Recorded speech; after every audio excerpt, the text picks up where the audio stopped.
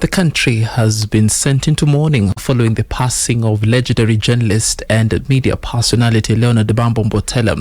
Mbotela, who graced television screens in a career spanning more than 5 decades, passed away at the age of 85 at a city hospital while receiving treatment. His demise has been confirmed by his daughter-in-law Anne Mbotela.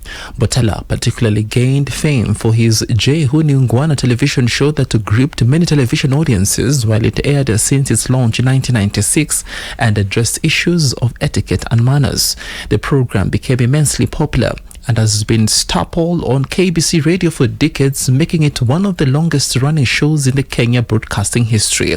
Mbotela also gets into the history books of media industry and the wider nation when in 1982, former police bosses Hezekiah Chuka and Okumu stormed the Voice of Kenya Broadcasting Studios, currently the KBC Radio Taifa, on Kijabe Street and forced veteran broadcaster Mbotela to announce that the military had overthrown the government of former head of state Daniel Moi.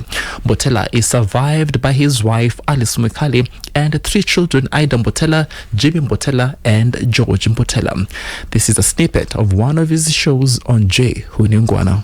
Darasani, watoto wamenyamaza darasani, sasa hawaelewi wafanyeje. Mwalimu anafundisha, ashashika chokaa, anaandika juu ya blackboard, simu inalia, anasikiza simu, anaandika tena kwenye blackboard, mwingine ashapiga simu. Utafundisha wanafunzi hao saa ngapi? Kwa hakika tabia kama hizi zinaudhi sana darasani. Na mimi nauliza mwalimu, wewe mwalimu, shika moja, either ufundishe wanafunzi ama uzungumze kwa simu. Kufundisha alafu unazungumza na simu saa zote ni ungwana? May his soul rest in eternal peace. And President William Ruto has mounted his defense on the mass cattle vaccination drive, warning his critics against pushing back government policies. According to Ruto, the program necessitates government funding, adding that once the cattle are in good shape and sold to the foreign markets, they will yield profits to farmers in the country. Kuchanja ng'ombe imeanza juzi. Sisi tumekuwa tukichanja ng'ombe miaka hii yote. Foot and mouth disease imeanza jana. Sisi tumekuwa nayo miaka hii yote. Tukisema tuweke pesa ya serikali kuchanja ng'ombe zetu badala ya mwananchi kuhangaika na kutafuta pesa ya kuchanja, iko makosa tukiweka pesa ya serikali kuchanja ng'ombe zetu? Mimi nawauliza, mumesikia mara tunaweka pesa kwa kahawa, mara tunaweka pesa ya serikali kwa chai. Juzi tumeweka pesa ya serikali kwa miwa, tumeweka pesa ya serikali kwa mahindi. Sasa tukiweka pesa ya serikali kuchanja ng'ombe ya wafugaji, ndio ng'ombe zao tuondoe magonjwa, ndio wapate bei ya sawasawa ya nyama yao na maziwa yao, iko makosa? Yesterday, the head of state lashed out at critics opposing the government's plan to vaccinate nearly 80 million livestock across the country, dismissing them as fools. Wewe unaenda kumsikiza mtu ya kupanda ndengu, ati anakuambia usichanje ng'ombe yako. Yeye hana ng'ombe. Wewe utafuata hiyo maneno ya mtu ya? Na wewe umekuwa ukichanja ng'ombe yako miaka hii yote. Alafu mtu akuja hapa na Kiingereza na Kiswahili kingine akwambia ati usichanje ng'ombe yako. Ati kuna mtu mwingine sijui anaitwa Bill Gates sijui nani. Bill Gates ako wapi hapa Garissa? Kuna Bill Gates hapa Garissa? Si hii ng'ombe ni ng'ombe yetu. Si hawa madaktari ni madaktari wetu. Si dawa tumetoa hapa Kabete. Sasa Bill Gates anaingilia wapi hapa ndani? Hiyo ni mambo ya upumbavu na wakwende kabisa. Na mkiona wale wanalalamika ni watu sijui wamesomea wapi. Si mimi niko na PhD. Si mimi naelewa nini inaendelea Kenya. Sasa mimi napata watu wengine wako na elimu kidogo wanajaribu kunifundisha. Mnanifundisha kazi gani?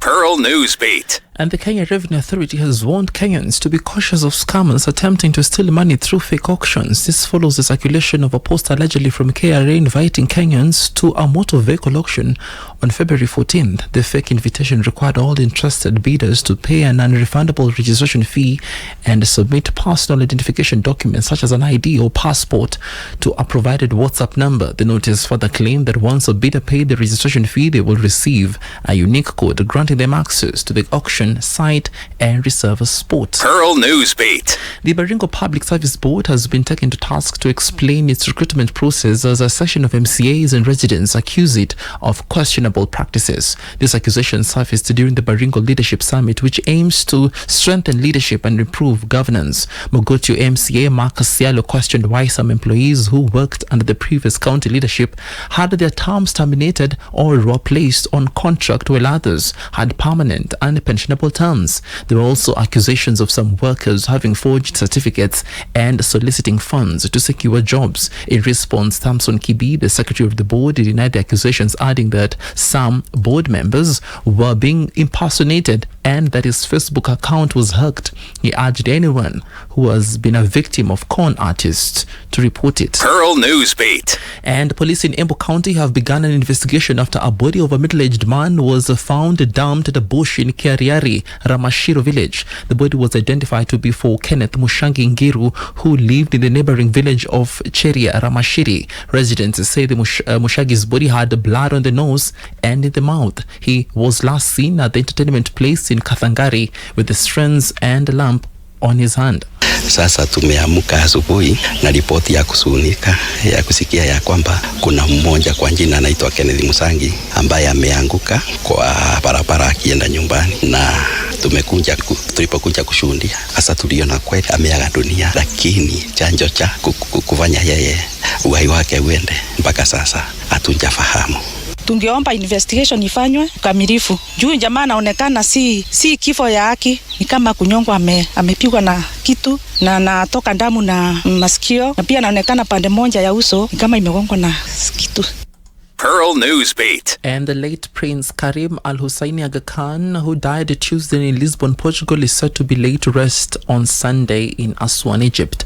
According to a statement issued by the Diwan of the Ismaili Imamat, the event will be preceded by a funeral ceremony on Saturday at the Ismaili Center in Lisbon. The Saturday's event, Imam said, is open to invited guests only. These are the members of his family, leaders of the global Ismaili community and the Aga Khan Development Network, officials of the Portuguese government and the state authorities. The burial ceremony to be conducted in Egypt will also be private, it said. Aga Khan is said to have passed away peacefully in Lisbon on February 4th, aged 88, surrounded by his family. He died after nearly 7 decades as the spiritual leader of the global Ismail Muslim community. His son, Prince Rahim Al Husseini, has been named the 50th hereditary Imam or spiritual leader according to his father's will. A special homage ceremony has been planned for him on February 11th, 2025. Pearl Radio, the home of fresh and classic hits.